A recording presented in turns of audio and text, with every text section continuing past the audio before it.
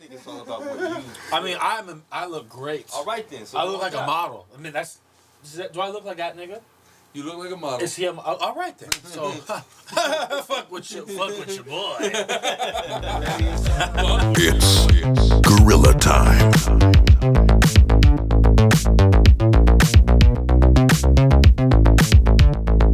Alright, first and foremost, we give all praise, honor, and glory to Yahweh Hashem Yahweh Shai.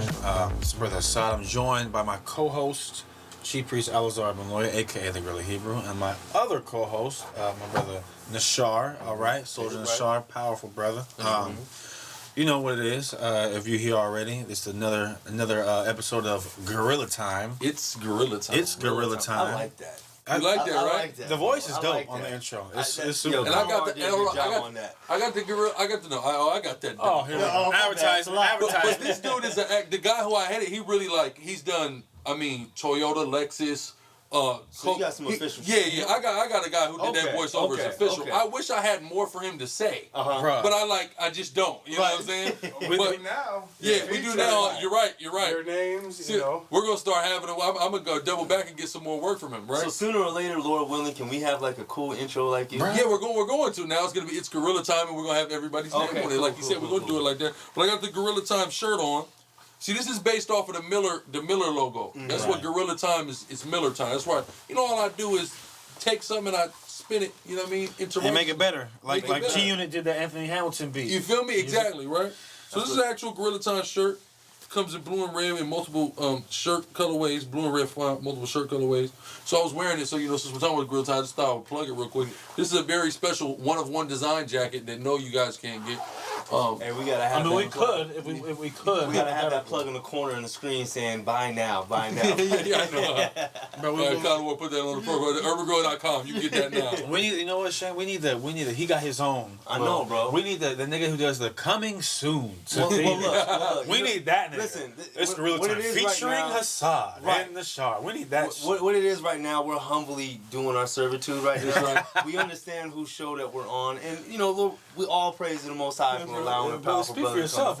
You use the invite. This is our show. You're right. You are the guest. Hey, come on, what did we say last time? That's being proud, isn't it? What? That's being proud, isn't it? That's truthful. That's a fact. Right, come on, man. It's the Breakfast Club featuring DJ Emily Charlemagne the God and Angela Yee, and you're like the addition. You're a part of the show. I'm the guy that's sitting next to DJ Envy. The little Asian dude with the beard. I always wonder, what is he doing right there? What is his job? He's in the. I'm just messing with you. That's all good.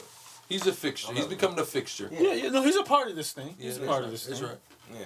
So today's episode, we want to talk about something that I saw a clip that went viral on Instagram of a high-speed chase in a stolen G-Wagon that ended in Buckhead by Zion, which we're by all the time, right? We like to hang out over there. And and the guy got away, right? He's at large, I believe, even still. And it just fascinated me because that's the upscale area of town, and you just got all type of just ratchet hood shit happening in it, and I just go, you know what, Atlanta is an alternate universe. This is an alternate reality. This is not like any place that you've ever been, and I like it. Don't get me wrong. I'm not saying it to say anything bad about it.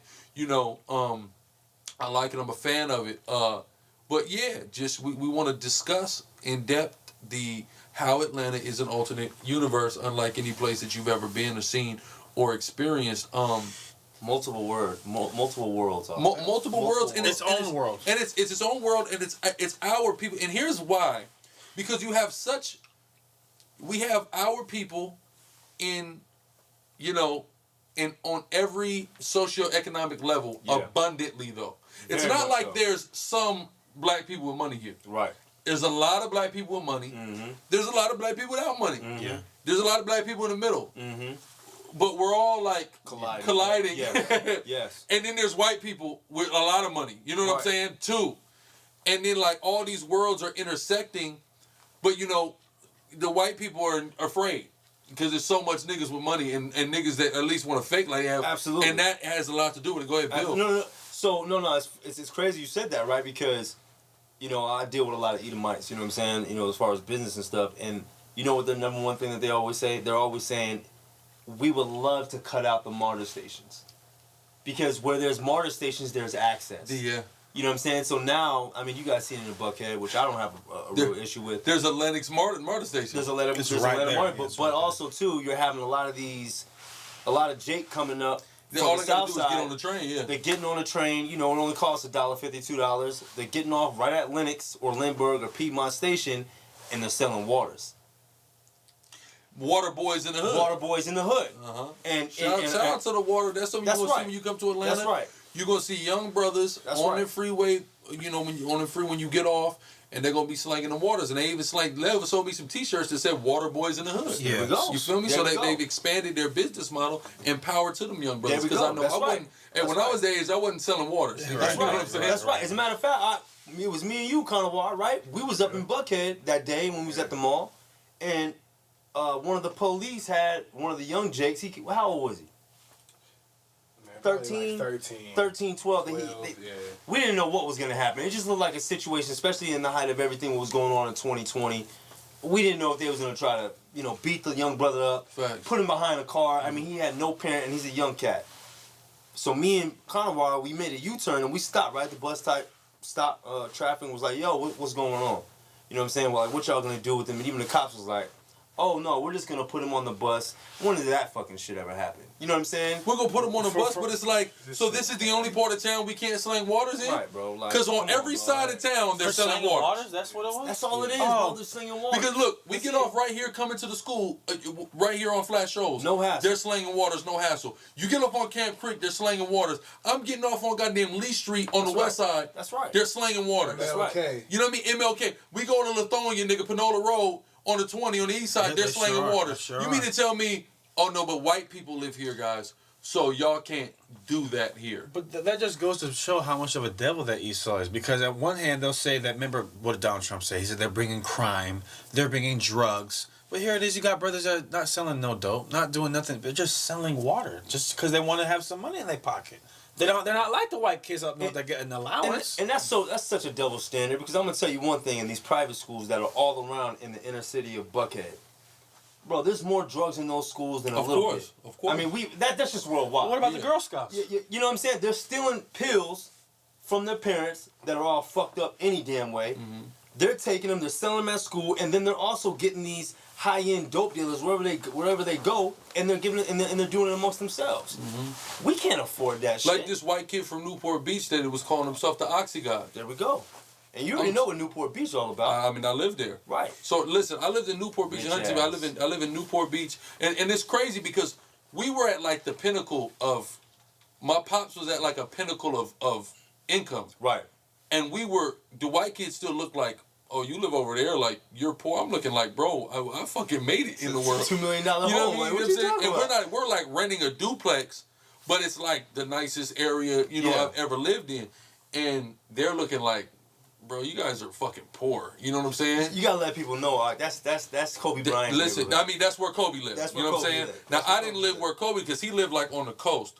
So I live like closer to like the Newport Costa Mesa border. What's that street? Balboa. You know what I'm talking about? Not familiar with. If you get off on the 55, like going to Newport Beach, if you take the 55 into Newport Beach, I want to say it's Balboa that you like. The 55 ends right into, and then if you just keep going down the 55, like right around where you get to Hoag Hospital, like I live like right next to there. That's like the ghetto to them. But there's nothing ghetto about it. There's an area where it's kind of like industrial next to the houses. Right. But other than that, there's absolutely zero. I mean, it's just immaculate. The streets, everything is immaculate. You barely see any homeless. Yeah. And then you know what I'm saying? Shit like that. So, so that's very upper echelon. And the type of drugs and the type of shit that was going on. Like, I went to school with a girl in 7th grade when I had moved to Huntington Beach, right? And Huntington Beach isn't as nice as Newport Beach. It's really nice. It's not as nice. Like, Huntington has an area that's like a ghetto area where like the Mexicans and the Asians live. It's destroyed. You see what I'm saying? So there's an actual ghetto in Huntington. In Newport, there's no ghetto. None of that. Taxes too high there. Way too high. But when I moved to Huntington, which is a similar crowd, a lot of white people with money, it was a girl I went to school with, and then like by the time like freshman year, maybe sophomore year came around, and I had already moved because like I said, I've lived in Newport for a year, and Huntington for a year, then I moved to Oceanside. So after I moved to Oceanside, What happened? I got word this girl, bro, she just, bro, snorted hella Roxy one night, bro, and died, bro, at the crib. I was just like, damn, this girl, I forget, I think her name was Taylor or something, this white girl. Sounds right. You know what I'm saying? Exactly. Sounds right. And, bro, I was like, damn, like, we're like 15 and shit, bro. You just like, just went on a major binge one night, on a school night. Like, it was like a school night. And her mom went in the room, bro, and she was just R.I.P. My nigga, I was just like, right. Damn, but like, that's the type of shit that's going on. It's big dope. You know what I mean? Big, especially the pharmaceuticals, cocaine, meth, like, they're doing all of that. They have ready access. It's in mom's medicine cabinet. And you won't hear about it. I had a conversation literally today. I'm like, the reason why, because, you know, my clients have expressed to me, which is crazy, like how they're afraid of so-called black people. They're afraid to go to the gas station. They've all had their little interactions with them, but they're still afraid. And I'm like, that's because the narrative on TV is being painted that we're just this big, black, evil person, you know, roaming the earth. Like, it ain't even like that. Like, this big, like, black, evil person roaming the earth. What about all the drugs that are in your household? What about all the theft? The rape, the fucking, the incest that's going on. You know what I'm saying? The things that they, bro, and I'll end up with this. I know a person. There you go. I know a person. They had to spend $8 million. This family, same family, but the one side of the family lost their home. Okay? Their whole property, which was like 100-something acres of land. They had the whole property. You can fish, hunt, do everything you wanted on there. They lost the property to the other side of the family because one side of the family tried to, or I think he did, have interactions with a cousin. First cousins. Wow. At that. They filed a lawsuit. They had to pay up $8 million just to keep it on the hush. Lost everything. Not lost everything, but they lost $8 million and the property. Wow. That's crazy. That's so, but like you said, they got this money to keep it hush, and our problems are just on Front Street. On Front Street, bro. You see what I'm saying? But they just had the good white. You see what I'm saying? And like I was saying, I'm gonna keep speaking on this because Cardi B just made this tweet, and it said so much when she put on Twitter the other day. I miss the ghetto. Mm-hmm. She's got all this money. She's living. I mean, that's a real statement. The cribs that she has. And I'm gonna say that in plurality, the cribs. Yeah, she's got one in one in Georgia, one probably in Jersey. Yeah. You know what I'm saying? 9 times out of 10. She's living greater than she's ever lived, and she's like, you know what? And that's why I played that one of her first music videos. And she's in front of the projects, and she's like in a project bathroom. And you could just look at the simply, you know that bathroom, it's small, it's overcrowded. The motherfucking VO5 shampoo is right there. She wants that back. Because she got to the other side where she thought the grass was greener and the grass was dead. You see what I'm saying? That's real. And that's real. That's real. I remember you've been in Eugene, obviously. You know where Spencer Butte is, or you heard about it? Spencer's Butte. It's this mountain that people go hike up in Eugene. Anyway, I went to one of the middle schools I went to. I think I went to like 5 or 6 different middle schools. Spencer's Butte Middle School. I remember there was this white girl who almost OD'd on heroin graduation day. Right? I mean, high school graduation, but in middle school, they had like a transitioning into high school graduation. Promotion day. Promotion day, I guess you would call it. Her and this other girl went to the bathroom and shot up in the goddamn bathroom. In the bathroom and almost OD'd. And I remember going to school, there was this rumor going on. But I say that to say, like, there's this narrative about us that we're just thugs, criminals. This white girl is 13 years old and not only has access to heroin, knows how to use it, and then actually uses it in a school bathroom. And we're talking about with a needle, too, because you can smoke heroin and you can snort heroin. That's right. She is 13. She's already slamming, which is the most serious way you can do anything. Yes. Is slamming it. Our worries are different. Our worries are very different. They're not in trouble as other people. Yeah, like our worries are shit. My father ain't home. I'm gonna take to the streets. The hood gonna raise me. You know what I'm saying? My OG's gonna raise me. Their shit is I got everything in the world, all the money I need. Mommy and daddy aren't hearing me, so now I have to go respond another different way, which is lashing out. No, exactly. Drugs, drugs, mutilation. Like, I'm not saying our people don't on drugs, but that's based off what they put in our hoods. And if we do go to that's drugs, based off of pain. Yeah, that's based off of like come on, bro. Like a lot of pain. We're dealing with more shit on top of shit, but we still don't automatically resort to that level of drugs. I mean, I'm not saying we don't, but you know what I'm saying. Like especially at 13 years old. That's ridiculous. But, you know what I'm saying, Slam, that's just, it's crazy. But I want to talk about, so myself and Hassad, we're both from the Pacific Northwest. Then I moved to Southern California. Myself and Nishar are from Southern California. But then you moved to New York. That's See what I'm saying? That's right. So we have experienced places, right? That's right. But then we come to Atlanta, right? Yeah. And this is a much different place than all of those places. It's great. You know what I'm saying? It's great and it's amazing and I love it. But you know, like I said, I told somebody the other day, I said, this is the best Babylon has to offer. Yes. All it needs is a beach and it'd be ridiculous. No, it had a beach. It would be Miami really on crazy. steroids. It'd be Miami on steroids. Oh my God. It would be. It'd be over. It would be nuts. So we have that. So just let's start. I'm gonna start with Nishar because you've been here the longest. Mm-hmm. You know, I'm sure. Of course, you were probably coming to Atlanta before you moved moved to Atlanta. But just give me your first impression of Atlanta and give me the time that you first came to Atlanta. So, my first impression of Atlanta wasn't a good one. It was a good one, but it wasn't because I already had a preconception about what Atlanta was about because at the time when I was coming down here, to train, you know, in the off season. It was like 2007 and 8 and 9. But at that time, you know, there was a lot of gays and, you know, all the parades were happening here. Mm-hmm. So Lenox Mall was 10 times what it was today, meaning that when every Saturday out, it was ridiculous. I'm talking about there's thousands upon thousands of people in there. You got Jim Jones rolling through there. Every celebrity, every football athlete, every basketball athlete you can name of or think of was walking through there. But at the same time, you also had a gang full of homos who were walking through there holding hands, they wipe it. It was just, I never seen anything like that. Like, I knew there was gay people, like, I knew that there was a lot, but at the same time, bro, like, I've never seen it in swarms like that. So, you have that aspect, right?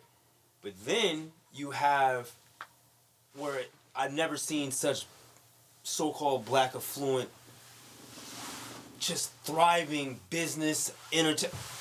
It's like it was like almost like the Mecca. It's like the Mecca. I don't even know. I can't even really formulate my words to really describe it. It was like, yo, this is where I need to be. If I want to make some money with my people, I can do it here. If I want to build a business, I know I can have my people help me out. If I wanted to do anything, travel, whatever, like I know, like I have a good plethora of people that I can do it with. And we got this airport too. Isn't it like one of the most busiest airports? The busiest airport in the world. Yeah, it's ridiculous, man. So it was cool, bro. I love Atlanta, what it has to offer. I mean, business-wise, this is a lot of opportunity. A lot of tech companies are moving here. A lot of business. A lot of business, man. And then, I mean, the real estate market down here is ridiculous. Mm-hmm. You still got people that are moving from up top, New York. A lot. You know, to, you know, here in South Carolina and North Carolina, but primarily South Carolina and here. It's growing, man, and it's steadily growing. But, you know, with that, you know, there's gonna come a fall at some point. But of course, you know, it's good here. It's good. Hassad? I remember real quick. Actually, before we do that, real quick, just I'd like you to kind of compare and contrast, though. Contrast. I said contrast. Southern California to Atlanta and in New York to Atlanta, the two primary places you lived prior to coming here. Real quick, California, at the time, I mean, I was only 16, 17 years old, but I kind of had an idea of what you know, Oceanside or San Diego, California had to represent. You had to offer. Bro, it was still segregated. You know, you had to know somebody to know somebody to know somebody in order to get to where you wanted to go. I felt like it was just really hard. I mean, I had sports to rely on, but I mean, we go back home now, right? You got people who are still working mall jobs. Bro, like... You know what I'm saying? They're working in the AT&T. It's a lot of the majority of people that I know from back home are stuck in a sick loop. It's crap in a bucket. It's horrible. A sick loop. It's horrible. Because it's not a lot. And what's crazy is and it's only like that for us. It's not like that for them. Mm-hmm. It's not like that for white people. You see what I'm saying? They're not experienced. Like our people, like almost all the niggas I know from back home, they're in a sick ass loop. Can't get out of it. Can't get out. A struggle loop. And I don't even know how they're making money out there, bro. I don't either. Everybody's leaving California. What is that? For every $100,000 you make, listen, they're taking 10%. Listen, Nishar, almost everybody I know that's my age and older is living with roommates. You see what I'm saying? Like that's what, because you can't afford it, but it's like nigga leave then. Right. A lot of cats are going to Arizona and Arizona they've been doing that, but and Vegas. That's always Vegas, been it because it's not too far. Yeah. And it's substantially cheaper. Right. Now New York, totally different ball game. I mean, you're talking about a multicultural city, but it's still, bro. It's the city. You got Long Island where the money's at, and then you got Manhattan. There's money everywhere, but it's like those three parts. But the thing about New York though is, man, like, if you can make it there, bro, you can make it anywhere. That's I mean, fact. you run into any type of circle in New York on a New York minute night, man, bro. You can really get into some shit, good or bad. It's hard to get to the players though, and what I mean by the players is getting to the bag, getting to the money. As far as like, hey, I want to do some big businesses. You know what I'm saying? I want to do some big business. Yeah, that's hard. Yeah, That's it's a hard. little bit more curated. It's hard. Like here, it's on that scale, but it's just on a smaller scale. You know what I mean? And then you got. I mean, there's a lot. I think there's a lot more money down here, in the South anyway. You know what I mean? Obviously, New York is New York. It's a lot kinda of good. old money There's down a lot here. of old money here, man. You know what I'm saying? So, New York was definitely different. But out of all the places between California and New York and Atlanta, I definitely would choose Atlanta because you get a big bang for your buck. The housing market is great. You know, economy is booming. So we think. Yeah, I would definitely choose Atlanta, but there's definitely subtle differences though. Okay. Now the U.S. side. Growing up in Eugene, Oregon, home of the Oregon Ducks. Right. Pacific Northwest. The And, Pacific and when I Northwest. say Pacific Northwest, it's only two states That's a in fact. America. That's Washington and Oregon. That's a fact. Oregon and Washington, right? That's In that fact. order. Okay. Idaho is not a part of the Pacific Northwest. Because it's not on the Pacific. Idaho, anybody that's pretty much east of the I-5 who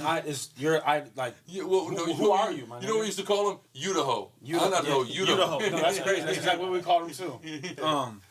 But I guess a nigga in British Columbia, Vancouver, they could claim it. Vancouver, BC, not to be confused with Vancouver, Washington. I mean, I talk, niggas from Washington, Oregon talk a lot of shit to each other, but ultimately there's more similarities than there are differences. But growing up in the Pacific Northwest, I know Tacoma is one of the few, probably the only black, I guess you could call it, area of the Northwest. Portland is Northeast Portland, yes, but outside of that, it's a gang of white people and Asians, bro. That's what the Pacific Whites and Northwest is. Asians. Whites and Asians. Well, we're right it's across from Pacific. Asia. It's Pacific. Literally, yeah. they can get in a plane and fly straight. Yeah, right. exactly. You know what I mean? And they're in the Northwest. Lots of We got Koreans. Yep.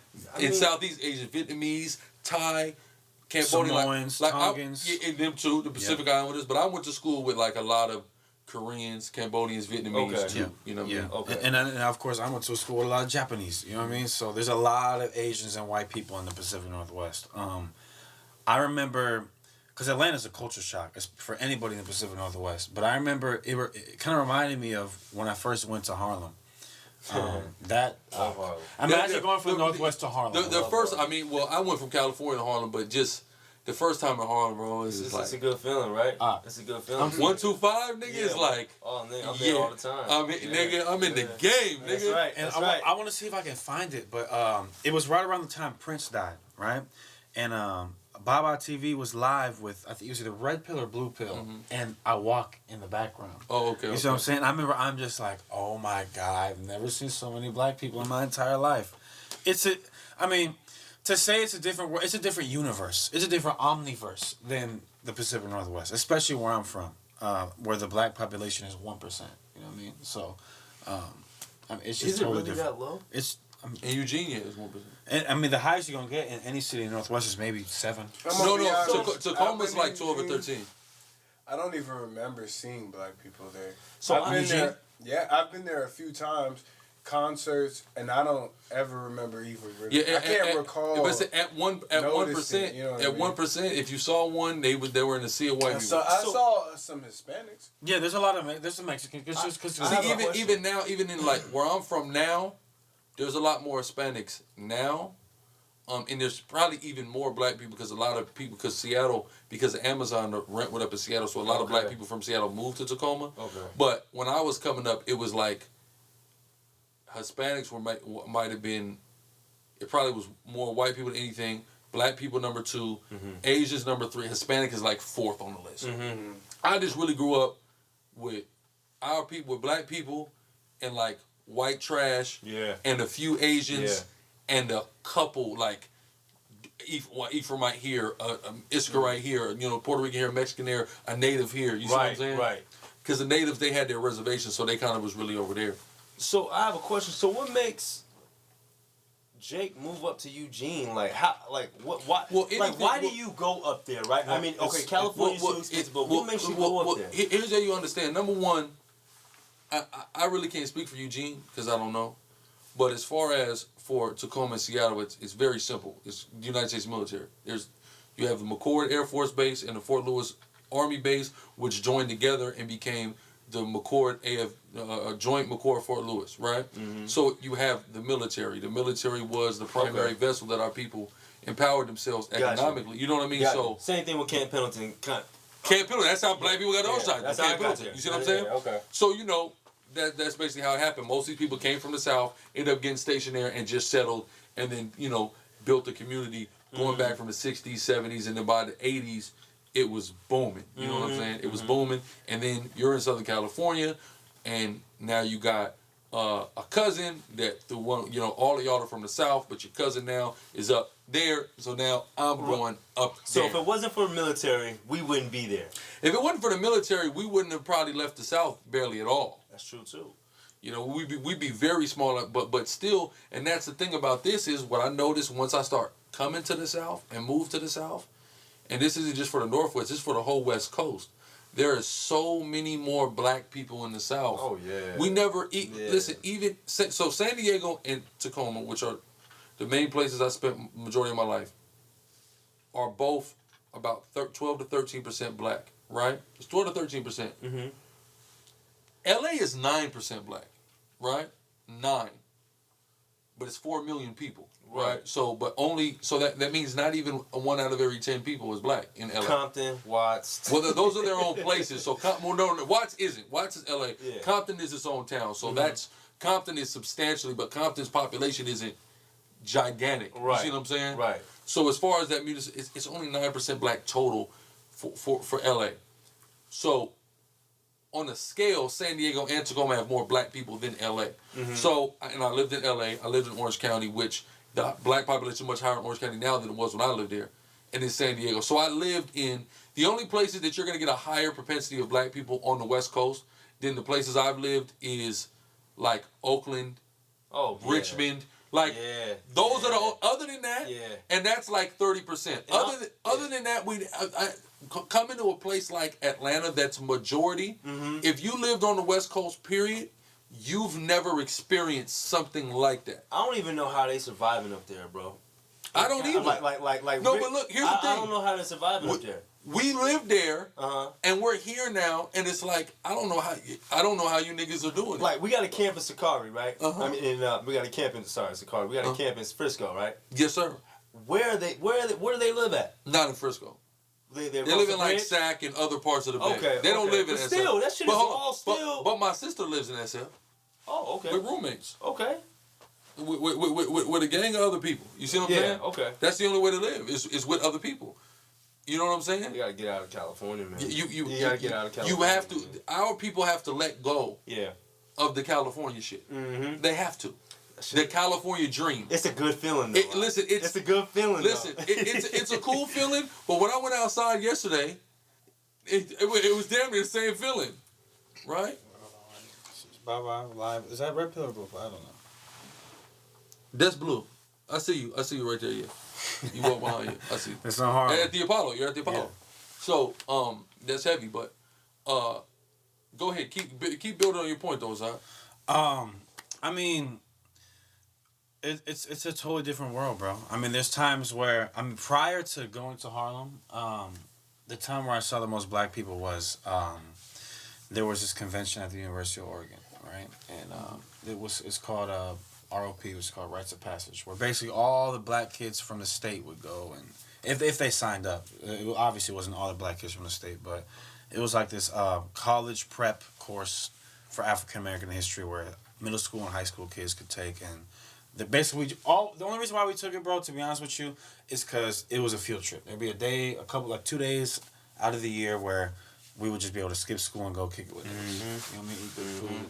Sounds fun. All kind of shit. Y'all didn't take it seriously, man. Shame on y'all. Nah, I mean, there was times where we did take it seriously, but there was times where we just kind of effed around, bro. Yeah, of course. It's just a gang of niggas at the same spot, bro. So, we gonna start cutting up. It just is what it is, bro. And so, I remember there was a room, probably about 500 black people. It was just 500 niggas. And I was like, bro, this is crazy. I've never seen so many black people, right? And then going to Harlem, walking down 125th is the craziest shit in the world. It's a totally different experience. And then moving to Atlanta, it's the total opposite of the Northwest, bro. Like, at least where I come from. I won't say the Northwest, but I'll say specifically where I came from in Eugene. Where there would be days when the only black people I would see would be either myself in the mirror or my father. And myself in the mirror. Yeah, you know what I'm saying? Yeah, that's not the whole Northwest. That's definitely Eugene. That's Eugene, and then that's pretty much the Northwest except Seattle, Tacoma, and Portland. That's it. Yeah. And then maybe, Medford or Salem and some shit like that. But I mean, or maybe an area where it's heavy with Northern Kingdom or something. Right, you know what I'm saying? right. But coming to Atlanta, bro, especially where I live on the east side, it's like, bro, there's times where I don't see white people any day. Like, I have not seen. I don't know if I saw a white person today. I saw 2 white people walking, and I did really by my house when I left the house, and I was like, and they were like carrying. I'm like, damn, y'all like some poor white people. Y'all got a car and stuff. Like, what is that? Right. It's like walking around like. I remember there was this thing in my house. I was like, damn, my dad knows all the black people here. This is weird. Like, why does he know every time I see a black, my dad, hey, it's like, how do you know him? And he doesn't even know him. You know what I'm saying? You don't realize it's a refreshing moment. Just boom, whatever. You know what I'm saying? Yeah, but I'd say a lot, because you mentioned the military, a lot of people probably moved there to the Northwest for the military. But Eugene, mostly, bro, sports is what brings a lot of niggas to Eugene, bro. It's either retired sports niggas like my dad, who moved from Compton and moved up there with his family, or people that went to the University of Oregon to play sports and they just never left their college town. Like, I know a gang. I know, off the top of my head, I know 2 or 3 people that did that. They just went to the University of Oregon, played football, or basketball, or track, and they just never left. That might be like 10% of the black people in Oregon. Their relatives played at the university, and that's it. They just never left. Okay. Yeah, that's crazy. For me, being from Tacoma, Washington, a place that I really love, it definitely wasn't, there's parts of town where you can go to where you might not see a black person all day, but that's not where I grew up. Grew up in the first historically black neighborhood in the Pacific Northwest, historically black community in the Pacific Northwest. So, being around our people I've always been around, and, being around an area where it's majority our people, yeah. But when we're talking about volume, that's the thing about it, volume. Percentage, if it's 100 black people, or it's 100 people outside in the community, at least 80 of them are going to be black, yeah. Not where if there's 1,000 people outside, they're all black. You see what I'm saying? There's kind of like the difference.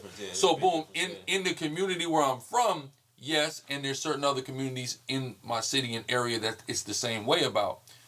But when we're talking about volume, total volume, numbers, bro, we never experienced nothing like that. Even in California, you can go to areas. Even like if you go to California, you go to Baldwin Hills, you go to Inglewood, you see black people having money. Yeah. They're there, but not in the abundance that they're here. You see what I'm saying? So I've seen it and I've experienced things like Atlanta, but in smaller doses. Atlanta, it's like the overdose of that. And it's beautiful. So even coming from See, but that was my thing. So when I moved to California from Washington, I'm like, because I moved to Newport Beach. First, we moved to LA we were in LA, stayed in LA for a second. Got us right out of LA into Newport because my pops was just having it, and you know, my mom was like, look, only way I'm gonna get off drugs if you move me to the beach. You know, my pops was having, I'm talking about, we're renting a house, didn't own a home. My pops was wearing $700 shirts. Oh yeah. He's playing catch with me in the front yard, and he's like, nigga, I shouldn't be playing catch in a $700 shirt. I said, wait, nigga, that shit is a just like some brown suede. I don't know what it was made out of. Yeah. Nigga was just having, hey listen, nigga was just having bread. You know what I'm saying? Right. He just got on that level, you know, worked hard for a while to get on that level, but he got on that level, and you know how niggas do. And they say, you know what I mean, niggas is nigga. He explained to me, nigga, we're nigga rich. You know what I'm saying? We don't have assets, you know what I mean, but we got a lot of shit. You know what I'm saying?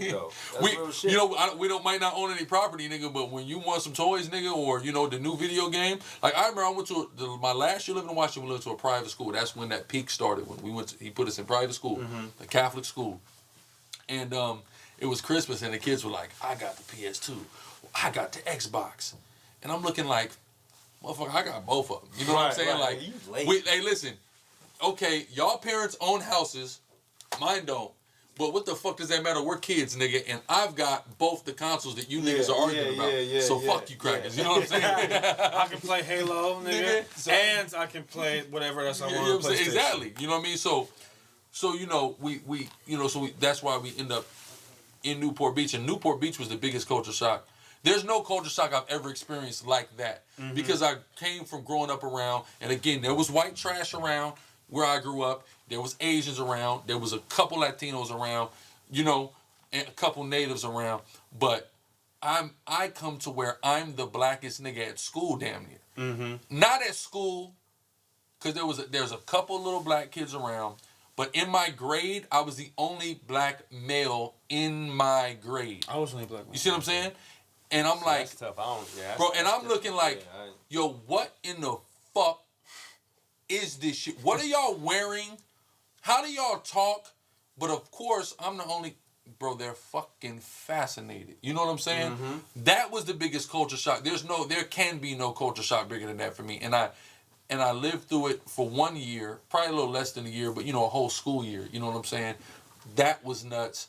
Then we moved to Huntington Beach, which is similar, but again, Huntington Beach had more edge than Newport had. You know what I mean? It's almost like Venice. It's not. It's kind of like but Venice. It has that feel. It's kind of like Venice. Yeah. There's not a huge black community, but there is a huge in Mexican, and the Mexicans are in the gutter. Absolutely. You know what I'm saying? Absolutely. So I can link with, you know what I mean, and go to the gutter with Issachar if I wanted to. You know what I'm saying? Then you got these Asian thugs. Yeah.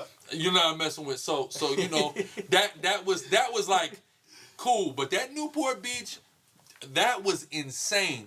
But then moving to San Diego, moving to Oceanside, where you have a balance, you have your black and Hispanic and Polynesian community. We got white people that's got money too, and they might even go to your school. But it's different worlds. It's separate, totally the worlds that don't even interact. But coming to the South and seeing an abundance of black people, specifically the tribe of Judah, you know, going to Harlem for the first, the same thing. Like, it was just beautiful. You know what I mean? Seeing that volume and seeing that how we can function absent, you know what I mean? The oppressor being directly in our face. Right. God, it just feels so great and so much better. Now, there are so many pros. There are also cons. And our people doing a lot of crazy shit, too. Don't get it twisted. But the fact that we're here so abundantly, that the crazy shit is happening regular as fuck. Every day. Regular as fuck. You know what I'm saying? And that's what makes this an alternate universe where you know the police would catch this guy anywhere else. Right. It's this shit is going on all the time. The niggas are not being apprehended. But you know what's funny, and I want to ask y'all this, right? Does it feel like in Atlanta specifically, at all the places that you've lived, this feels like it's right? With all the chaotic shit that's going on in the world, us being in the last days, which we know, us being in the truth, this still feels like we can do the most damage here, right? Like, part of the thing I even came to Atlanta is in all honesty, I knew that I can reach my full potential in Atlanta, right? Mm-hmm. As in all aspects, first and foremost as a man of the Lord, man of the Most High, prophet and priest of God, I knew that I could reach my full potential here. And then there's all other things that are attached to that, but especially that I knew that emphatically. So I knew the first time I came to Atlanta, number one, before I came to the truth, or even I was in the knowledge but not really fully pursuing and teaching, etc., you know, and I still wanted to have some little chicken shit music career. Of course, naturally, everybody was like coming to Atlanta. Like, that was the shit. If you was trying to rap, nigga, go to Atlanta. Yeah. Fuck LA, fuck New York, go to Atlanta. You know what I'm saying? That was it. So it was like, okay, I had that idea in my mind. Then I really started teaching, and I put that idea out of my mind. Then, you know, I met a girl, and she's from Atlanta. She live in Atlanta. And that, through talking to her, I started getting the bug to want to move to Atlanta. Yeah. So through talking to her, I came to visit Atlanta, and we happened to have men in Atlanta, which was at the time Officer DeBach, and War Dog Ricard. So coming out here visiting, and I came out here and I was like, you know what, I really don't like her. You know what I mean? So I didn't move forward, take it to the next step with her. But I was like, Atlanta I like. So she was the catalyst to really light the fire under my ass to even visit Atlanta. And then in visiting Atlanta, I'm like, yeah, I really like this place. Where'd you visit? Bro, I just was like, shit, downtown, the east side, over by Georgia Tech. Yeah, I mean, hey, that's the city. Tech, you know what I mean? That's the city. So the city and then in Decatur a little bit, you know what I'm saying? Yeah. Where's greater? Yeah, Decatur, and then boom, the next time I come, where did I stay the next time I came? Because I ended up coming out again in like October. I came out because I'm like, yeah, I'm moving here, like for sure. Boom, I'm moving here. Came out again. Oh no, I stayed at Rakab's house. That's where I stayed. Rakab's house on the south side. So now I'm experiencing the different sides of town. And then the next time was for the summit. You know what I'm saying? So but I'm like I said, I'm experiencing it. And I'm like, yeah, this is where I want to be at, bro. I love this shit, bro. Listen. The first time I'm here, me and the Kamaya are stopped in the median of the car of a street, and the police pulls up on us, slumped in his car, brother. Like I'm talking about slumped over. Rolls his window down and just says, y'all straight? And I said, if this is how the cops are, this is where I gotta be. Cause I'm used to pencil dick ass. Hey, what's going on here? Hey guys, you can't be, you know what I'm saying? We used to that. For a nigga just to pull up on me like, hey, y'all straight? That's right.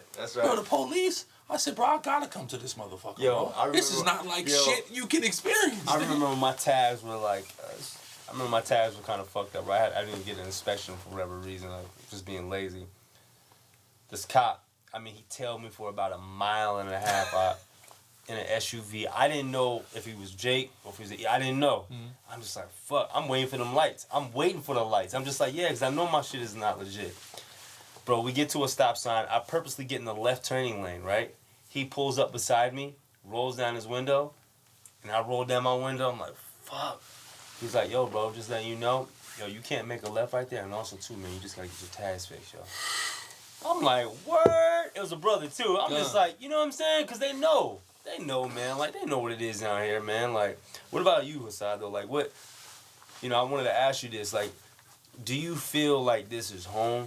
You know what's? I'm glad you said that. You know what I'm saying? This dude is a whole Atlanta nigga now, bro. I don't know if y'all know that or not. That's why you got excited. You know what's crazy is it was either last week or a few days ago. I had to like seriously remind myself bro, you're not from here. You know what I'm saying? But this place really adopts niggas, bro. Yeah. It really like nah, you're from Atlanta now, bro. It'll accept you. Yeah. Atlanta will listen. Yes. When I'm talking to these motherfuckers from Atlanta, I'm talking like I'm from Atlanta. You know what I'm saying? I'm talking in an Atlanta accent. That's right. And it was crazy the other day. We went in, me and Hassan went somewhere, and this girl was from LA, and she just took one look at us and was like, "Y'all from LA?" You know what I'm saying? I'm like, see, look, she's looking at certain things. She can tell certain shit. But if niggas from Atlanta, people from Atlanta, you know what I'm saying? You put it on a little bit, bro. They gonna just assume you from Atlanta. Well, a nigga. Well, brother, we was at the little spot. Me and Zamir was at the spot, and I still had the little. I had this necklace with the this chain with the pomegranate with the lily on it, and I was walking to the bathroom. Oh yeah. And the nigga looked at me and said, "What's up, bro? You GD?" And I didn't think he was tripping. I just think he was asking a question. I was like, "Nah, bro, I'm not a GD. I'm from the east side, bro."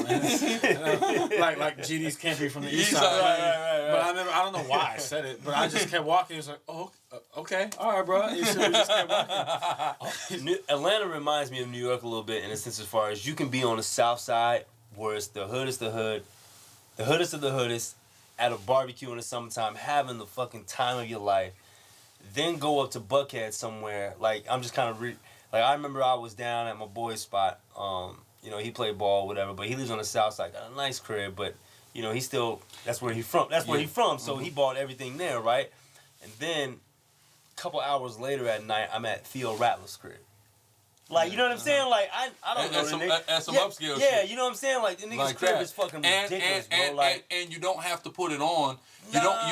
It's when you go to this upscale place. Yeah. It's still us there too. It's still us there. And like, yo, you don't have to change. Nigga. Yo, shout out to Theo Rattler. Like, that nigga's so cool, bro. And I ended up seeing him at his son's basketball game because my son went there. Bro, it's just everybody's cool, bro. Because I think one thing that you can find the commonality in Atlanta is that, yo, we all come from where we come from. And we know what it is. We worked our ass off to get here. But even though there's some individualness, we still got to stick together.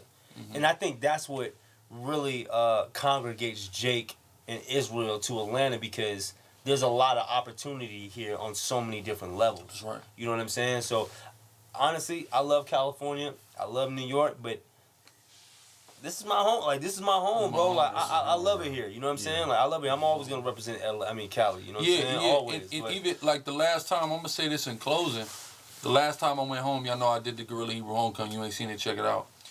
But the last time I went home, I'm driving around, and I love it. Like, going back to Tacoma is, like, euphoric for me. And even going back to California feels good to me as well, because both of those, like, I literally spent the same amount of time in both. 13 years of my life was spent in both of those places.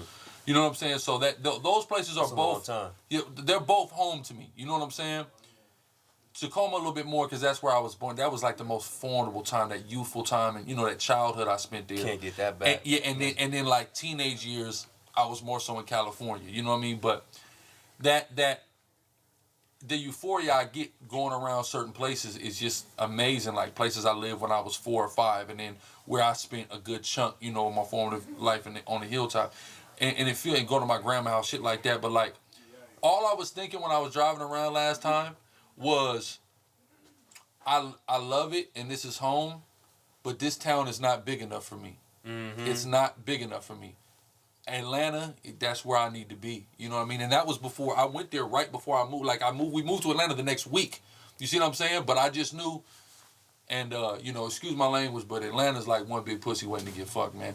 With that, I want to give all praise, honor, and glory to Yahweh Bashim Yahushai, and say shalom. Shalom.